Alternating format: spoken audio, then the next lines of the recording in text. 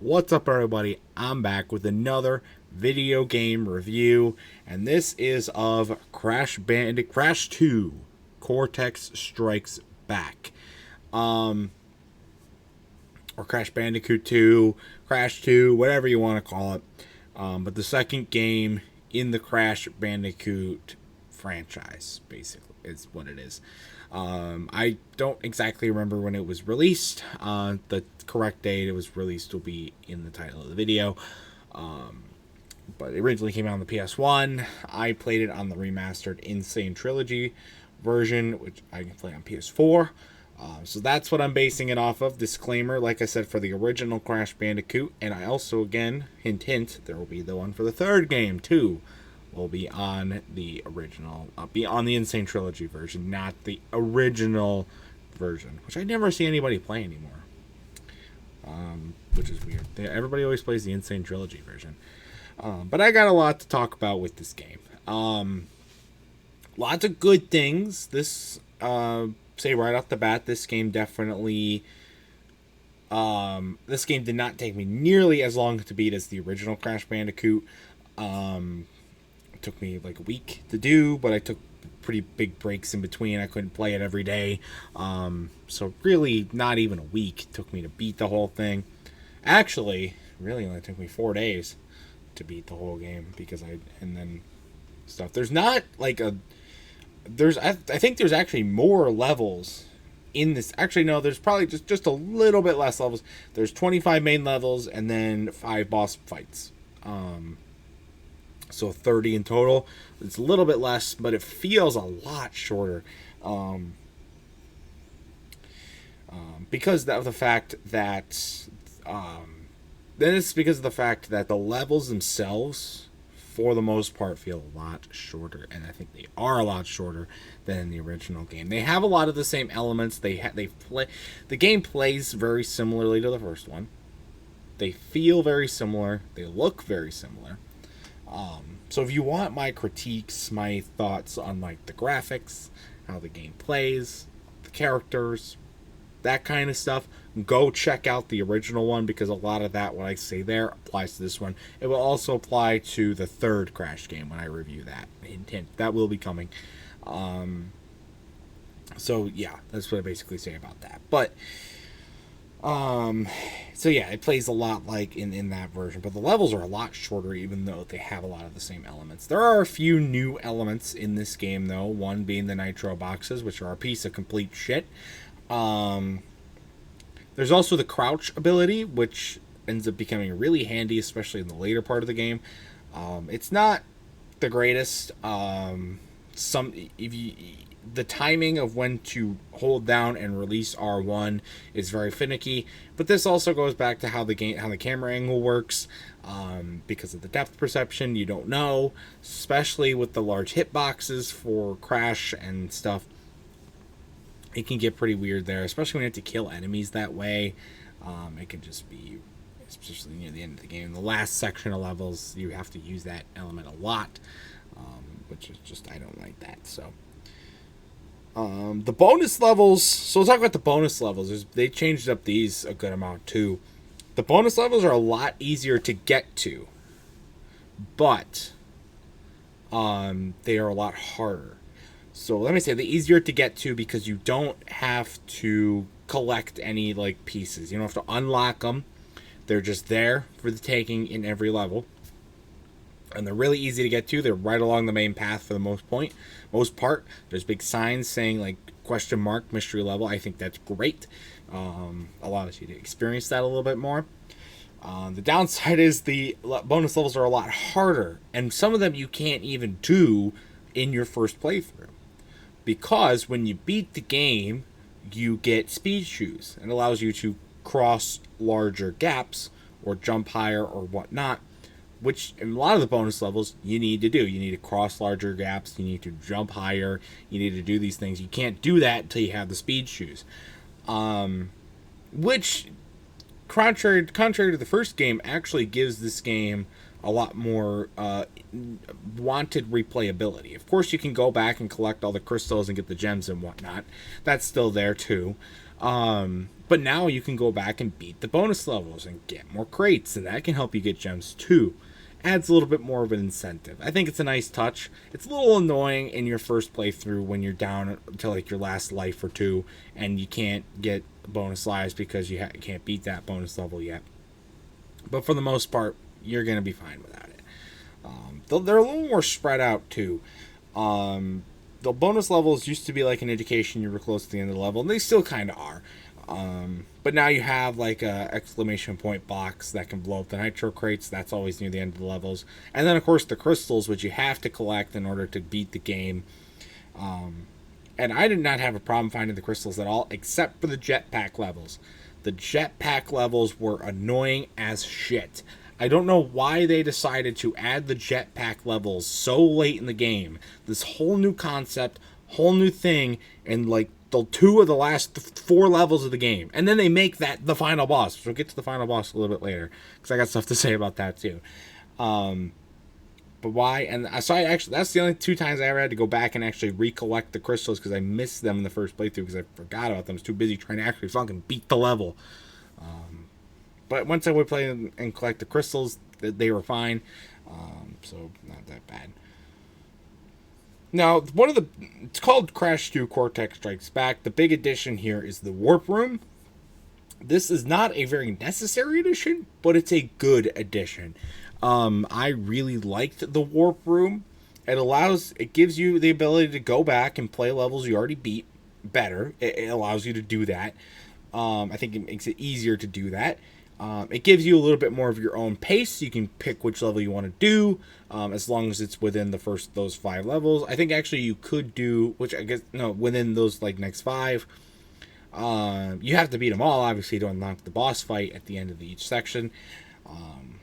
But I think that's cool. So I like the Warp Room. It's a good addition. Liked it.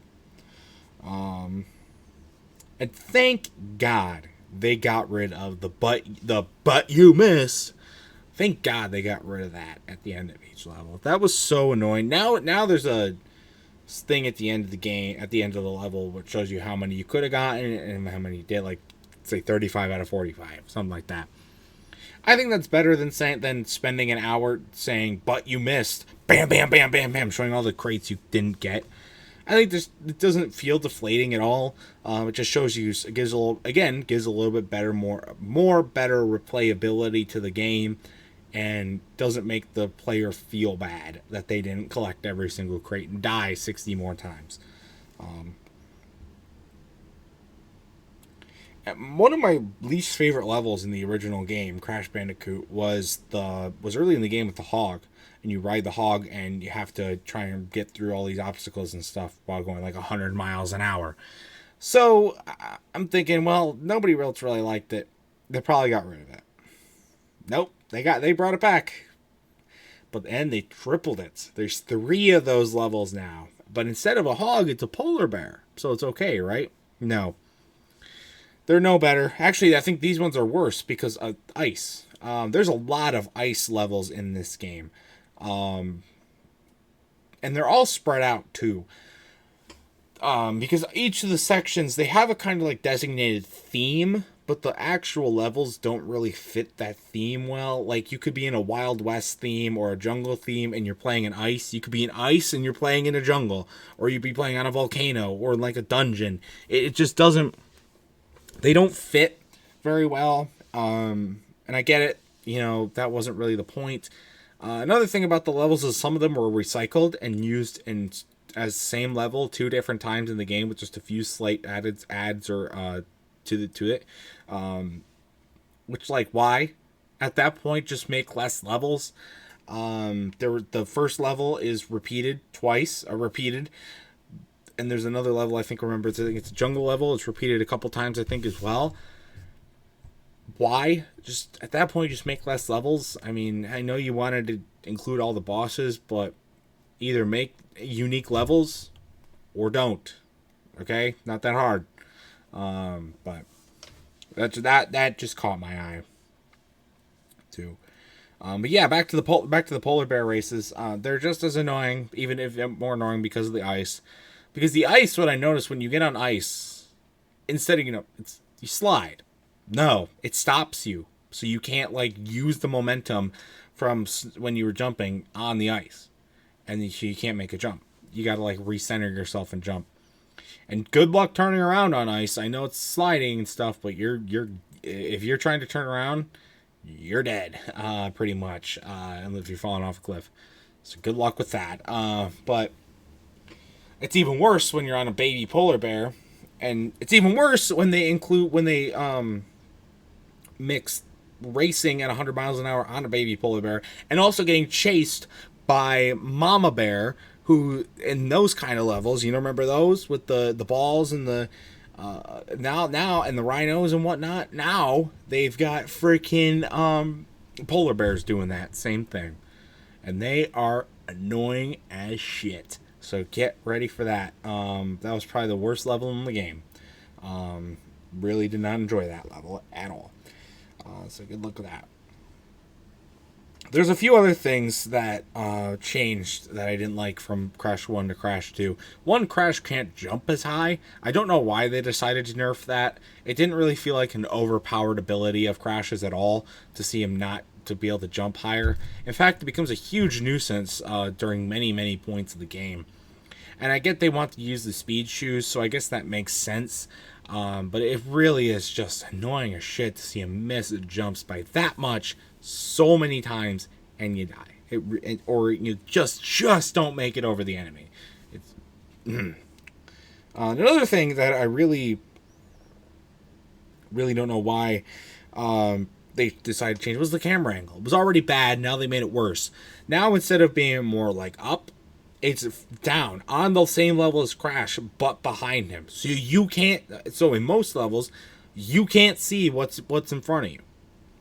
Sometimes, and that makes the depth perception thing 100 times worse. It makes small enemies impossible to see, and it really can screw you over, especially early in the game. Especially if you just played Crash 1, you're going to notice that right away, and it's not going to be fun at all.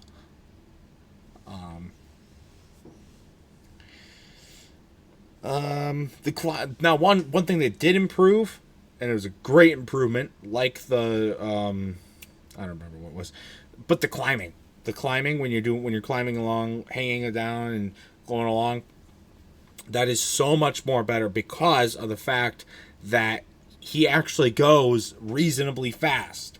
He does not crawl along like a little baby going like this. It takes you 5 hours to cross over a bridge or over a ceiling and whatnot.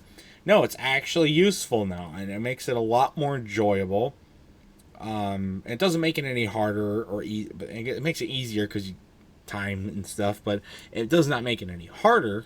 So really like that. With the warp room came some pretty cool things with starting and ending the levels, especially at the end of the levels. There's no more death traps right at the end of a level. That is awesome. So amazing that they got rid of that because that was so annoying. And it gives you a nice indication of when you're done with the level, and you can kind of just parade to the finish line. Yes, I did it. Sorry, my note sheet, aka my phone, keeps falling off my leg. I'll hold it here. If I can find out where I was. But yeah, some of the levels with the mix of the camera angle and speed things. Whoever designed these levels, why? Whoever repeated levels, why? It's just something I wonder. And then let's talk about the bosses. Most of the bosses are of okay difficulty. I didn't find any that were super, super hard. Now, the most part, they're pretty they're not, like, super easy. But once you figure out their pattern, once you get used to the controls, once you get used to the rhythm, you're gonna be fine. So, but, like, the last two sections of levels get incredibly hard. You just fight... The hardest boss in the game, in my opinion, is the second to last boss. I think his name is... I don't remember what his name is. He's the crazy looking guy with the ship. And you gotta throw apples at him to weaken his ship. Aiming that and actually landing a shot is impossible. Especially when part of the time the target you're supposed to hit goes off screen. Oh yeah, and they don't tell you that the laser will kill you if you stand right on the side, and whatnot. Yeah, so congratulations. Again, this game is very much lacking a tutorial. There was a little more tutorial. There was also a lot more story. A lot more story establishment in this game compared to the last one. It was still pretty minimal overall, but there's definitely more of it in this game. It was a nice little addition. It didn't really make the game for me. I'm not playing Crash Bandicoot for the story, but I did like that they put a little more effort into that, too. Anyway, back to the so you fight arguably the hardest boss in the game, and then you go through an even harder section of levels, including the new jetpack stuff, including all the stuff with the electric octopuses and the crouching thing, and then you get to the final boss. And I'm thinking, holy shit, this is going to be one of the hardest battles of my life. I completed it in 3 minutes. To date, the only level in Crash Bandicoot games, I've played 3 of them now. One was already Crash 1, Crash 2, and the 4th game, you can probably figure out, that review coming soon. And then I'm playing Warped. That was the easiest level by far, and the only one that I played and did not die at all. I did it in one go. Why? Because the fucker doesn't attack you. You get all these times where they're trying to kill you and pulling all these manipulative moves, and then this guy, all he does is run away from you. You can easily catch up to him, hit him 3 times, and you win the fucking whole thing. The only obstacle are these spike balls. They don't even kill you. They just stop you for like 2 seconds and let him get ahead. There's these rocks that you have to move around. They don't hurt you at all. And then he doesn't fight back at all. All you gotta do is fly towards him and hit him. What an easy and underwhelming boss to cap off one of the hardest game franchises, second game in the world. I think it was just a big slap in the face to say, we hyped this up all day long, and now you get this. I'm just glad it was easy. Super easy to beat, so. But yeah, that's my thoughts on Crash 2 Cortex Strikes Back. This game, I hate to say it, this game was definitely actually sort of enjoyable. I found myself being able to complete the levels a lot easier and being able to appreciate them more because they weren't asinine long drags of just bullshit after bullshit. There's a lot of bullshit, but the levels were shorter, easier to understand. And maybe it's because I had a grasp of the game, how the game plays after playing the first game. I don't know, but I actually sort of enjoyed this game. It's definitely a huge step up from the first game. So my final score of Crash 2 Cortex Strikes Back, I'm going to have to give it a good 7 out of 10. That's a good score for it for me. This review is already running long, so I'm going to cut it here. If you've ever played Crash 2, either on its original system, the PS1, or in the Insane Trilogy version, I'd like to know your thoughts about it in the comments section down below. And that's going to do it for this game review. Stay tuned for other much more amazing content, including more game reviews. I got lots more games to play. So until next time, I will see you guys later. Goodbye.